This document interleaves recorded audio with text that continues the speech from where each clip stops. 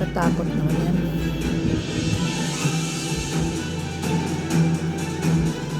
Wow, tingnan nyo naman kung gaano kalinaw yung tubig. Kakaibang adventure to mga kapo. Isipin nyo, dito sa mismong isla ng Siquijor, may underground river dito na pwede kayong pumasok at kakaibang adventure at adrenaline yung may experience nyo. Kita nyo, napakalalim na nito.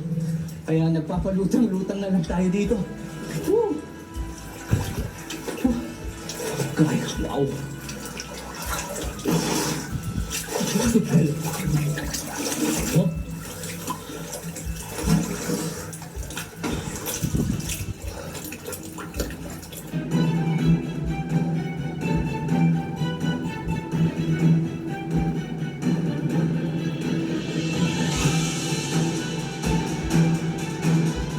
Pagkatapos natin pagdaanan yung malalim na parte dito sa mismong underground river,